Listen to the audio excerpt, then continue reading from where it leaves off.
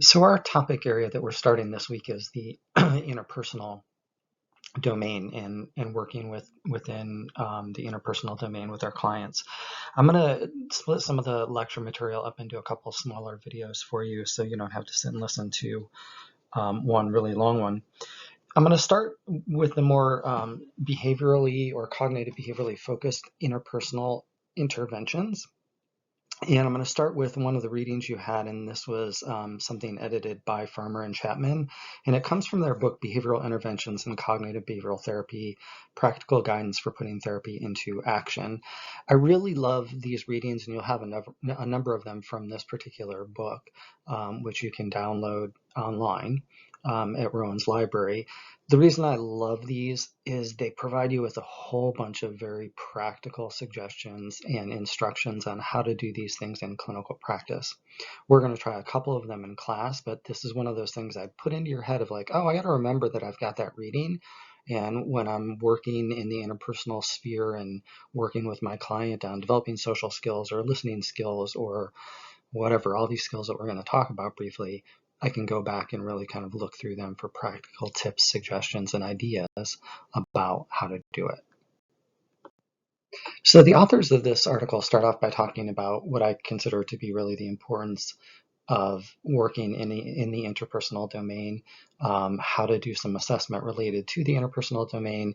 And then they have a brief, but I think really, really important mention of culture and how culture is important when we're talking about interpersonal relationships. I'm going to cover these really briefly with you here. Obviously, you can read more about them. Importance anytime when I introduce this in another slide, I'll talk about this again. But the importance when you think about interpersonal skills and interpersonal being and relationships with others, I often start by saying this is a fundamental part of our being as human beings, right? We all exist in an interpersonal world where we're in relationships with others. We really can't avoid it in many ways. So it's a fundamental kind of element of our being. And I think some of us it's more important than others, don't get me wrong, but all of us kind of exist within an interpersonal sphere. The research also tells us that when we don't have support, we don't do as well. Going even to like the infant research that you'll talk about in your human development course, and I've already talked about probably in your undergraduate courses. If babies don't have interpersonal touch, they don't have a nurturing figure in their life, like they don't strive as much as well.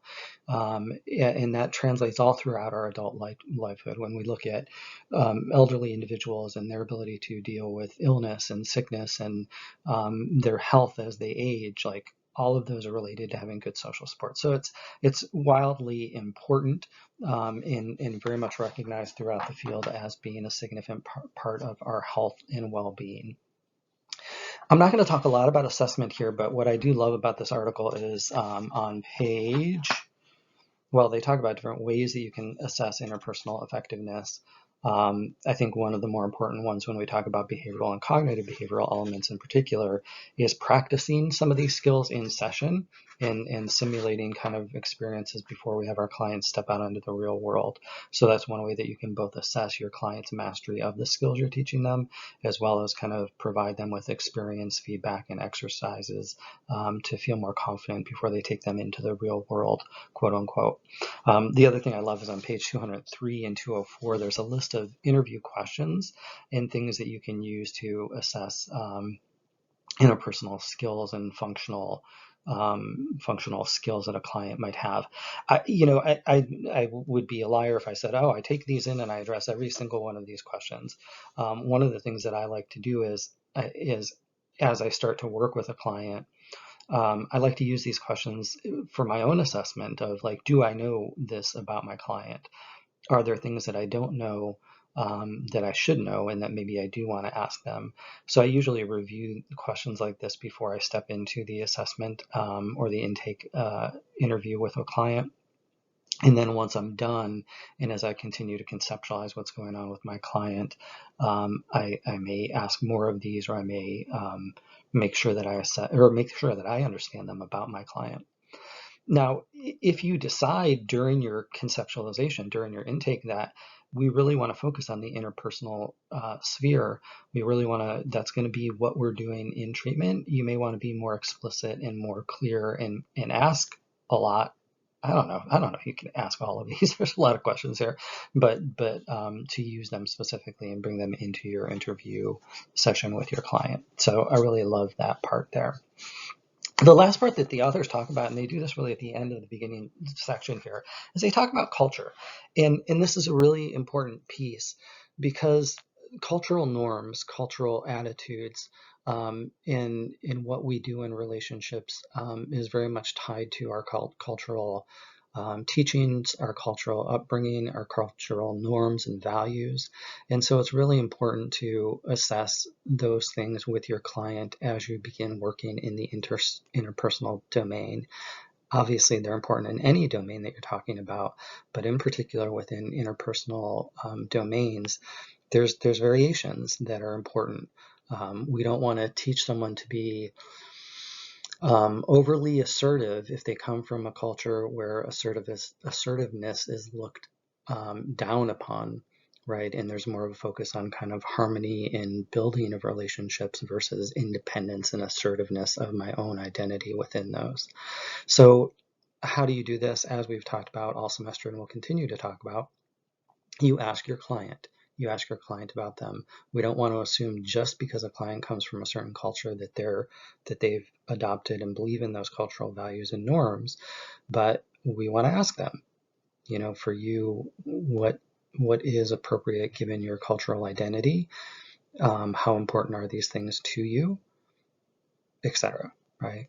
So assessing and making sure we're working within the interpersonal domain in a way that is culturally appropriate, relevant, and in keeping with the values and beliefs of our clients that we're working with. You'll notice that the authors then, after discussing kind of the assessment and the importance of these skills, they go on to talk about different ways that you might work within the interpersonal domain. And they divide these into really 4 different sections. So just briefly, the first section they talk about are social skills and skill deficits, and they talk about 3 core skills: communication, conflict management, and assertiveness.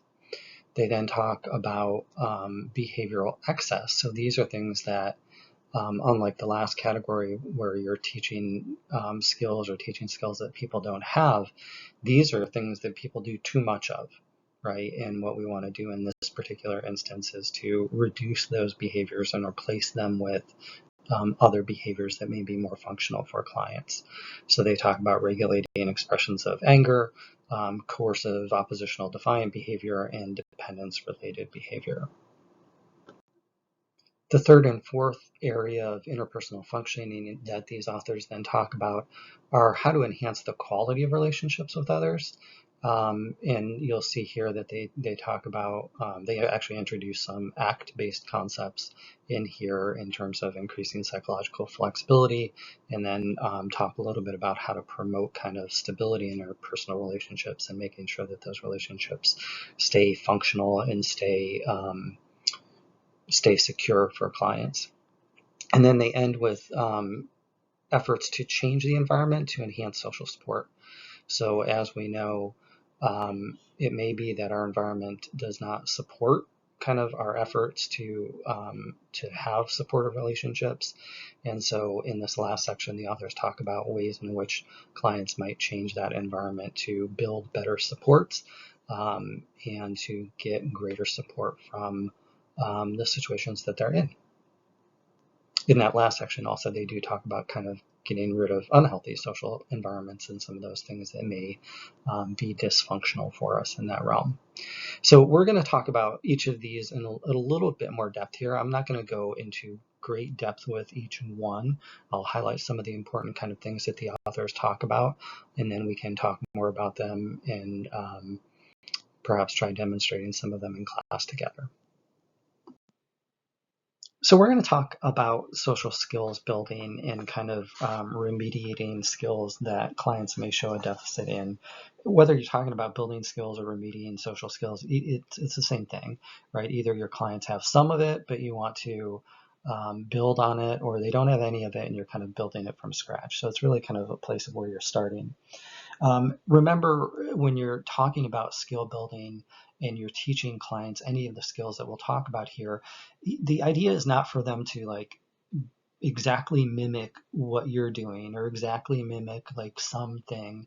It's really about building kind of functional, flexible skills instead of this is the exact way that you want to do it all the time.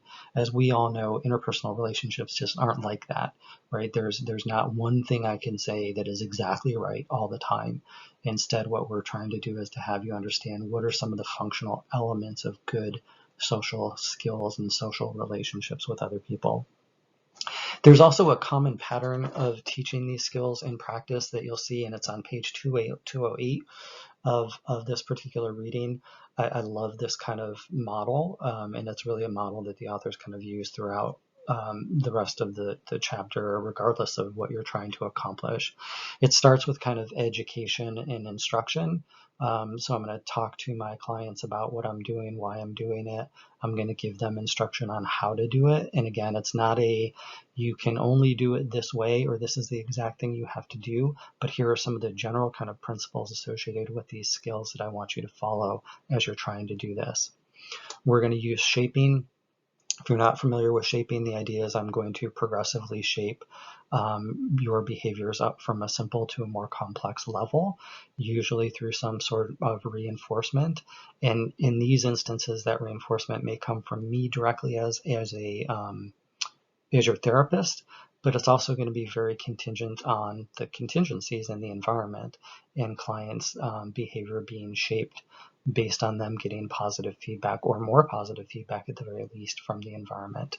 We're going to do role plays. We're going to rehearse these in session. Once we kind of got you to a level, and there's no clear like this is the level, but once we've got you to a certain level, we're going to have you practice in the natural environment, see how it works for you, and then we're going to adjust as we go through, and then hopefully develop a continuing sense of mastery in efficacy for you in these particular skills. So going on to some of the specific skills, we'll start with one of my favorite, and that is communication skills. What do we do as human beings? Well, we have to communicate with one another. Are we good at it? Sometimes, right? Some of it depends on the models you might have. Some of it depends on how much you've done it. Some of it might depend on environmental kind of situations, whatever it is. I always believe we can always be better communicators, including myself, and I consider myself to be a decent communicator. Your authors use a paradigm here that I really love and I use frequently, both in individual therapy as well as my couples therapy. I use this a lot. And they talk about the roles of speakers and listeners, and they give you some examples of speakers and listener skills. So for example, what do I do as a good listener? Well, as a good listener, I listen to what you're saying, and I'm able to reflect back to you what was said in a way that communicates I understood it. Right. The authors use parroting here. I really don't like the idea of parroting personally, because the idea is not that I simply repeat back what you said, but that I repeat back what you said in a way that communicates that I understood it. Right. Parroting back what you said may simply mean that I've listened, I've rehearsed, and I can say it back to you, but I don't really understand what it is that you're trying to say to me. From a speaker perspective, discussing my own experiences, my own emotions, my own reactions to you. You'll hear people talk a lot about I statements.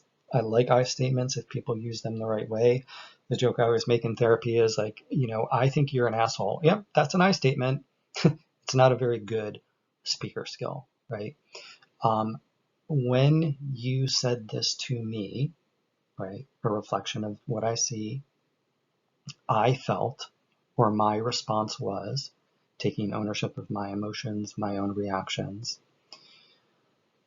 What I would like to see different, or what I need from you, is this, a clear statement of kind of what is needed or how you would like to resolve the issue.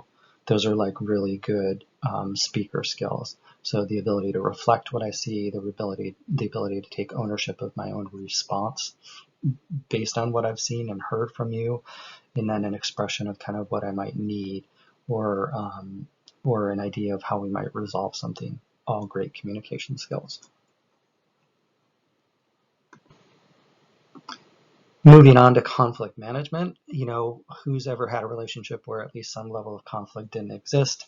It is a thing that just kind of happens in conflicts and when we're with people for an extended period of time. And so managing conflict is an important skill for us to possess. And the authors kind of outline some general rules and guidelines for doing this. Starts with a statement of where the conflict is. So this is the thing that happened between the two of us that I would like to talk about. Again, this expression of here's the emotions and thoughts and experiences I had in the midst of this conflict. What would I like to see to resolve this issue? And in the last part of this that people often forget is how did it feel for you for me to say that, or how do you feel about my reaction to that? So it's not a here's what happened, here's how I felt, here's what I thought, here's what I want. So again, it's not an I. The I's are important, but it's also about you. How do you feel about that situation? How do you feel about my reaction, etc. And so those two kind of fundamental elements are important in resolving conflict. A third skill building exercise or area that the authors talk about is one of my favorites. Is actually my thesis and dissertation were both about interpersonal problem solving in their relationship to depression. And the authors provide you with an outline of how to do problem solving. And as we'll see later, this actually is a manualized treatment that you can do as a freestanding treatment that occurs over a number of weeks, or it's something that's embedded in a lot of other kind of treatments that you'll see. In that general outline, and they use what's a handy kind of way of thinking about it, the acronym SOLVES. So specifying the problem, outlining your goals, listing the alternatives, viewing the likely consequences, establishing and implementing a plan, and surveying the outcomes. It's a great way to remember that. I just always think of like, okay, I want to specify what the problem is. In order to find the best solution to that, I need to generate a number of alternatives.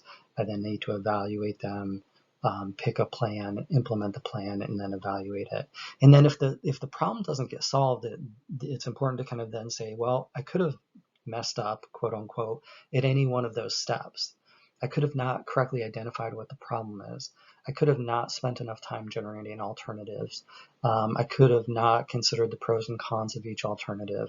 I may have had difficulty implementing the plan, right? And if I'm doing this stuff as your therapist, it might be that, boy, you're really good at generating ideas. You're really good at identifying the best idea.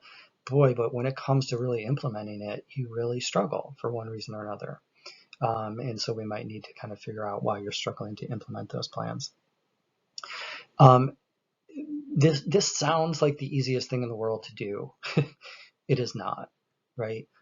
If our clients were good at solving their own problems, they wouldn't be coming to us, right? So actually kind of helping clients to solve their problems and to give them a formula for doing so is much harder than it seems on paper. This is one of the skills that I'm hopefully going to have you guys practice either in class or outside of class. So we'll talk more about this. And then the final skill that the authors talk about is assertiveness skills or assertiveness training.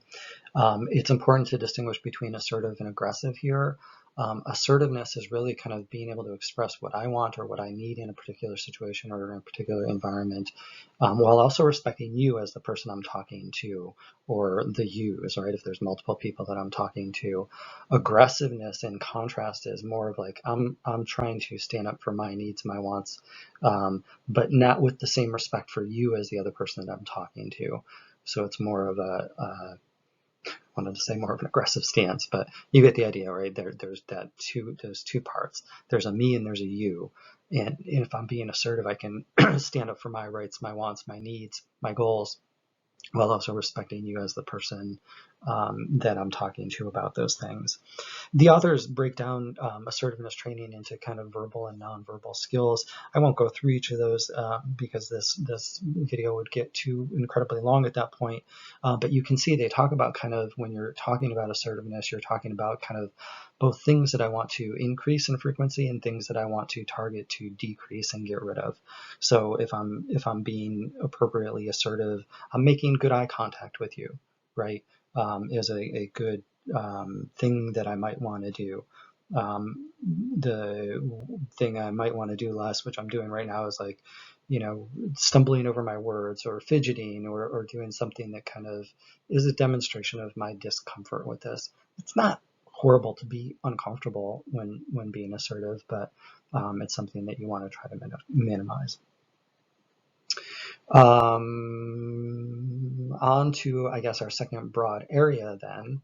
In the second broad area are areas of behavioral excess. To remind you, these are things that our clients do in the interpersonal sphere that they do too much of, right? And the authors here, and we've talked a lot about the function of behavior. The thing to remember when we're talking about behavioral excess is even though clients do these things too much, they probably were established for a reason. So a lot of these things that we'll talk about have a function to them that has short-term gain, right? If I get angry at you, we'll talk about this in a second. If I get angry at you, you may back off, you may back away from me, but in the long term, I don't want to be around you if you're angry at me all the time, right? So these are things that occur too much, have a short time or a short-term functional nature to them, but a long-term deficit or detrimental nature to our clients that we want to teach them to do less. So just to make sure that this video doesn't get too long here, I'm going to talk about these first two behavioral excess categories together, because I think in my experience, functionally, they're very similar to one another. The authors go into much greater detail about these, so I'd encourage you obviously to read through them, and when you're dealing with them in therapy, obviously you can break these back out and kind of go into greater depth with them. To me, dealing with these situations with my clients are more of the two of the more kind of challenging things that I get. So if I've got a client who's overly angry, who's coercive, oppositional, defiant in terms of their relationships with others, it's likely that I'm going to see those same things in the therapy with me. And I'm going to be the target of some of that anger or oppositionality or coercive kind of behaviors. So these are things that are challenging to work with in that regard. The one thing that I'll kind of note, again, without going into excessive detail here, these things, anger, coerciveness, oppositionality, defiant behavior, as the authors talk about, these things are established, and they're often established very early, both in early relationships as well as in kind of continued interpersonal interactions. And they have a functional, again, short-term, usually good outcome. That sounds really weird when I say that like that, but if I am angry at you, you tend to leave me alone, right? If I use kind of coercive techniques, I may get my way in certain situations. If I'm just defiant, right, you may eventually just kind of give up even and stop trying. So you're going to stop bugging me to do certain things. And so these are really difficult to manage and really difficult to deal with because that functionality is there. And what you're trying to do, in I forget which section it's in right now, I think it's in the second part of this, in the coercive section here, they talk about kind of building motivation to change. And I think, my experience in working with clients with these types of problems is we want to work with them to kind of understand the short-term and long-term effects of these strategies and these behavioral excesses. And oftentimes these individuals, even though they may get their way with other people, present because these things eventually lead to difficulty.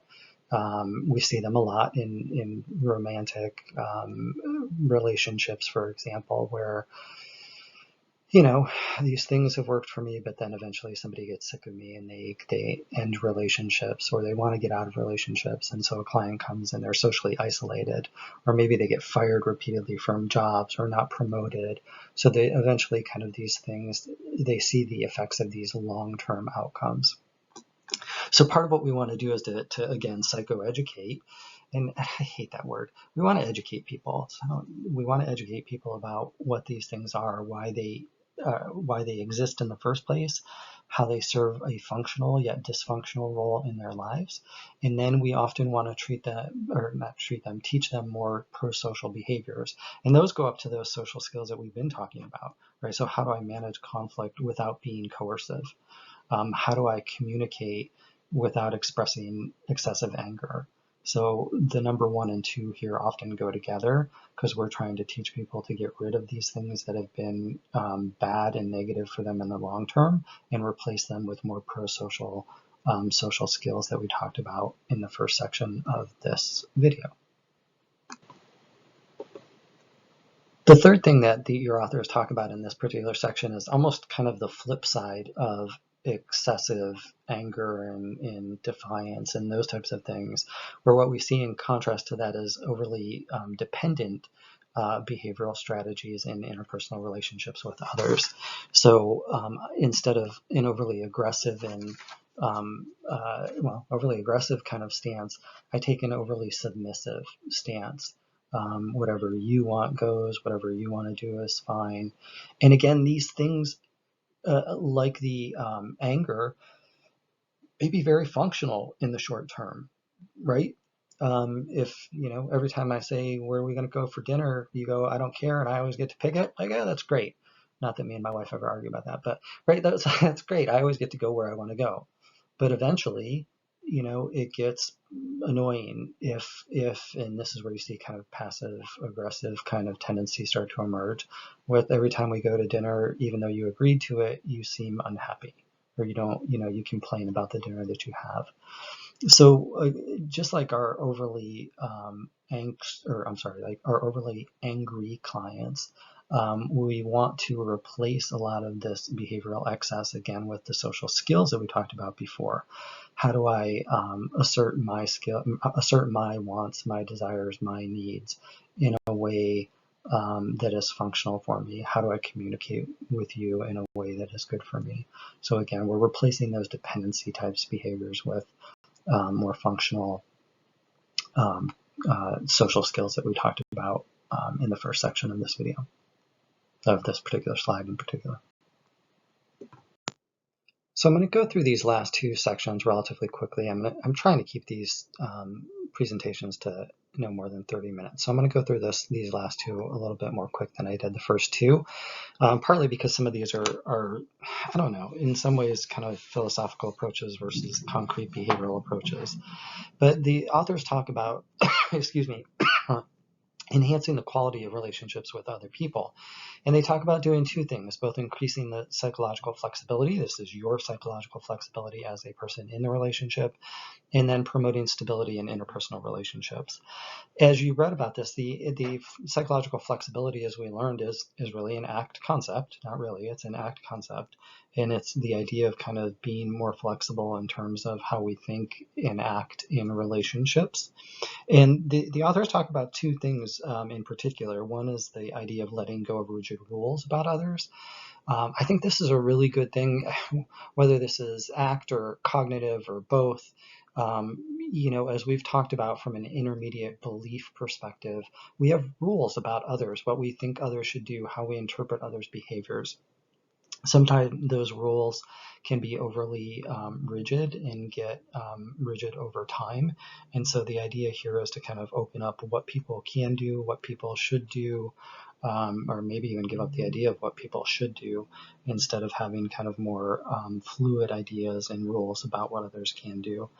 The idea of promoting willingness and thinking and acting differently is to engage in relationships, even though engaging in those relationships may feel hard, anxiety-provoking, difficult. So this idea that instead of just kind of giving up and giving in, I want to encourage and promote a sense of willingness to engage in relationships because relationships are important to me and to us as human beings. The second concept here is in this idea of kind of promoting stability in relationships, is that we want to both value the importance of what relationships are to us.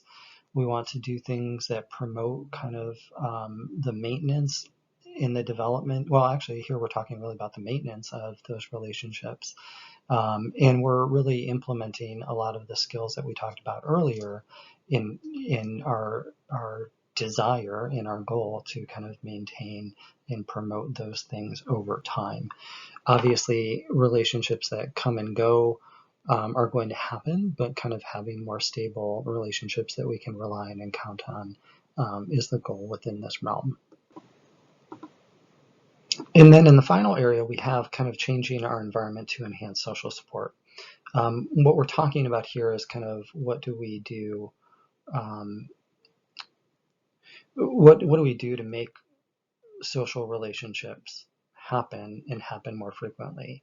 So what we want to do is we want to create supportive social environments. We want to engage in social activities.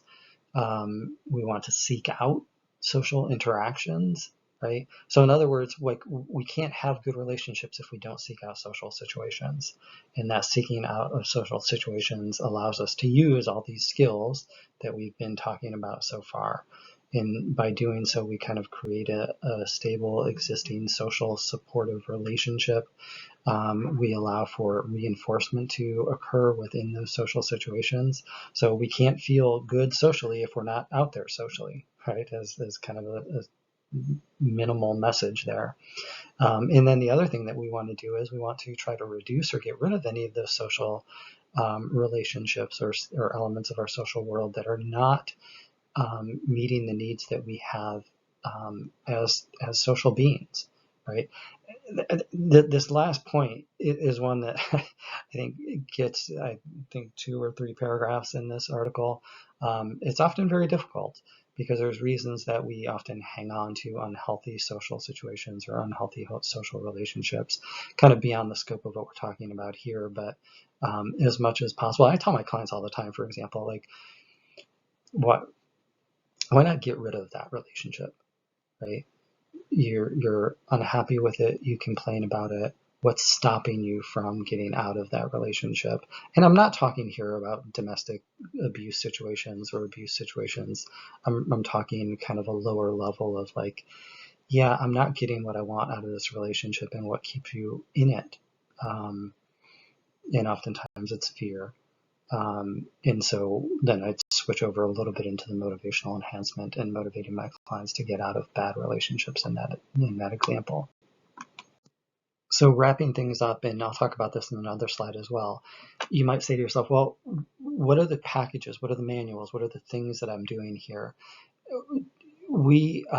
Dialectical behavioral therapy, I think, is a really, really great model and has really, really great interpersonal effectiveness skills as a core foundational piece of what you're doing in DBT. So there's 4 kind of focal areas we're going to talk about. 2 of them when we talk about emotion. The third one that we've kind of hit on is mindfulness when we talked about that in ACT. But the 4th one is interpersonal effectiveness skills. This is a very, very important part of DBT, and something specifically that you do in DBT treatment with clients. And a lot of things that we've talked about are part of those DBT effectiveness skills. There are also multiple social skills training for types of treatment packages. So you might have social skills training for people with schizophrenia, social skills training for children, social skills training for individuals with oppositional defiant disorder. So fill in the blank, social skills training for, and a lot of those social skills entail a lot of the things that we've talked about in this particular lecture. And then, as I mentioned earlier, there's social problem solving training, manualized based treatments, where the whole goal of that particular treatment and that whole treatment manual and package is teaching people over time, over a series of 8 to 16 sessions, how to engage in effective social problem solving and how to do better problem solving. And that's been tailored. It was actually developed within a depressed sample which is where my interest came from. And it's been generalized to a number of other kind of presenting problems at this point. But it's a great skill to have and a great manualized based treatment to look into.